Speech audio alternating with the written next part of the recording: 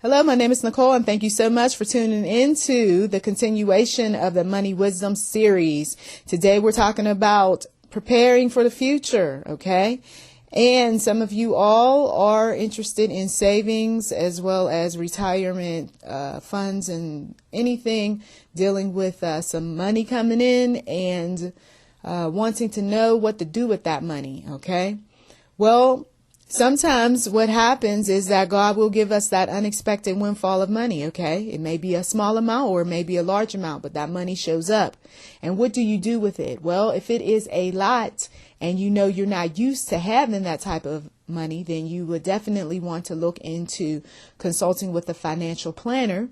And you would do your necessary research to find out if that company that has the many financial planners, if they are trustworthy, reliable, and all of that good stuff. You would also find out what type of conservative investments you would want to put your money in, okay? And you would do all of these things by praying first before you go anywhere, before you start doing anything. Now, let's say that the windfall of money is not that much, okay? And you've seen that money quite a bit. Well, Proverbs 21:20 says, fools spend whatever they get, okay?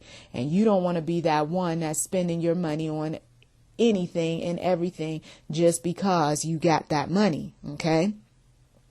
Saving money is important, but you don't want to be the greedy type, okay? The one that is hoarding money. That's when you got a lot of problems because needs that could be met right now, you don't meet them because you're too busy stockpiling money. And there are those individuals that do just that. They will watch their children suffer just so that they don't have to give up off of any kind of money. You don't want to be that person, but you do want to save because you never know what might happen in the future. Okay. You can check out the story of the poor widow in Mark 12.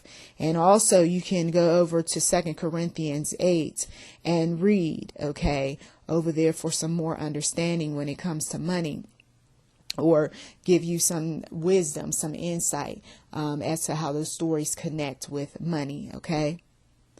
But we have these types of individuals who don't learn. And so what they do is rather than save their money, they spend it all up. And then before long, they are asking people around them for money. They're borrowing. They are taking money out of places that they shouldn't, all to meet some needs that should have been dealt with a long time ago, but they kept putting them off, okay? God's not pleased when we make foolish decisions, especially when it comes to our money, because all of the money that we get belongs to the Lord. So if the Lord moves upon our spirit to give or to pay something off or what have you, it would make sense to go ahead and listen to him so that you won't have to deal with the consequences later. Now, I recognize that some people do not hear from the Lord, so that's all the more reason to start spending time, quiet time, praying as well as fasting when it comes to money issues, okay? And in this way, the Lord can be able to speak to you through his scriptures, through silent moments. He can speak to you through a professional, right? He will even move on a man or woman's mouth to give you a word of wisdom. You may even feel so moved to talk to someone who's a believer about your money issues. And then before long, you've got yourself a plan. Okay. Because sometimes we have distractions, so we don't hear from the Lord like we should. Okay. I will tell you though, that, a lot of folks that I've come across who were just simply greedy people and who were hoarders, they were not, happy. They really weren't. They were too busy worrying about their money declining or decreasing. Meanwhile, the money they were spending wasn't even that much for them to even be concerned like that. And so if I'm so concerned with money and money's on my mind, then I'm not going to be able to hear from the Lord about other areas of my life, you see. And this is why some people end up not growing spiritually, because they're too busy consumed by all of their their money wants. Okay, not even so much money needs, but money wants. I just want this, I just want that, and I hope God makes a way, or I hope he moves on somebody to give me this and give me that. And so when you're so caught up in that, you're not spiritually growing. Okay, and then you even miss out on opportunities and blessings because you're too busy focused every time you go to the Lord about money issues. Okay. Luke 12:18-21 says, a person is a fool to store up earthly wealth, but not have a rich relationship with God. Okay. I don't think I need to explain that. It's self-explanatory. A person is a fool to store up earthly wealth, but not have a rich relationship with God. Okay. Another thing that I've noticed over the course of my life is that people who claim that they're financially independent, they become that way on the backs of other people. Okay, what do I mean by that? Some people will take the ideas of other folks, okay, which is a good thing if it's beneficial to them. I mean, hey, it doesn't hurt to take ideas off of other people when it is not something that's going to get you in some legal hot water. Okay, but I'm also talking about those individuals who will use cheap labor to swell their bank accounts. So instead of spending money on a professional contractor, let's say that they use their family and they end up only paying them about 20% of what they would have paid a contractor. Okay. The contractor could walk away with thousands of dollars, but the family member only walks away with hundreds of dollars. Okay. So if a person keeps doing that and they're always looking for discounts and bargains and all of that other stuff, okay, they are becoming financially independent, but they're doing it in a way that basically takes advantage of others, uses other people.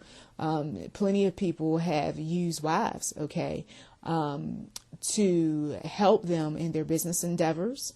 They've used husbands as well. They have had wives stay at home with children so that they didn't have to pay for daycare. They have had wives stay home with children so that they didn't have to pay for school.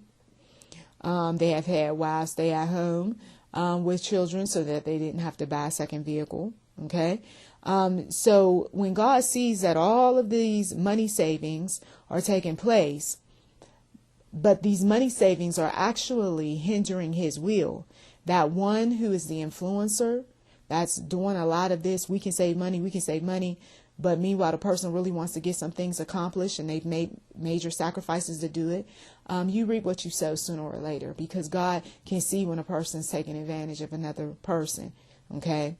This is why some of these people don't have blessings that last for long, because they are more concerned about getting their selfish needs met, and they are not concerned about all of the sacrifice, all of the things that people are doing to help them. They figured out, well, as long as my hands and my legs are moving, then I'm doing this and I'm doing that. And meanwhile, the Lord is saying, but in order for you to get what you got, some things had to be done to help you get there. Okay. You cannot overlook the fact that you had a husband that was supportive, or you had a wife that was there for you. Okay. And so to go and then do some dirty things to hurt that person, all because you don't like what they said or what they did. It was too righteous. It was too godly. It was too spiritual. It was too whatever. God sees this sort of thing. Okay. So somebody can be up today and then down tomorrow. Saving is important. It is not something that we want to overlook. We never know when God is going to move. We consider the scriptures in our financial decisions, and we also look at how others have done good, bad, and otherwise with their money, and we try not to repeat the same mistakes. We recognize also that God does talk about the rich, and not necessarily in a positive light in the Bible. So you might want to check out those scriptures dealing with rich people, rich men, rich man, things like that. And that will also further your study about money and saving money and other things related to money. And also, when it comes to retirement, okay, some people, they have their issues with retiring. And I've already said quite boldly that the Christian, he or she doesn't retire. I mean, you may retire from a workplace, right, and may not report back to that workplace. But as far as spirituality goes and teaching and preaching and educating and just growing in knowledge and so forth, there is no retiring from that. If you are a bona fide born again believer, God's not going to let you retire. Okay.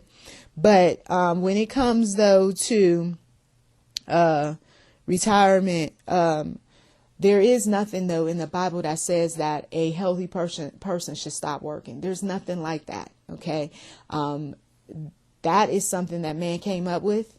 OK, woman came up with in terms of just leaving a workforce. And then I'll be honest with you, anyone and everyone that has done this sort of thing, their minds eventually are not as sharp because they're not exercising it as much as they once did. They also pick up weight, which makes them lazy over time. We're talking about healthy, able-bodied people. We're not talking about people who are sickly. Okay. But a lot of times some people do eventually get sickly because they are not active. Okay. So, if you're going to, make necessary arrangements to retire, make sure that it's the type of retirement, though, that you're still active doing something. And I would pray and I would ask the Lord to guide me.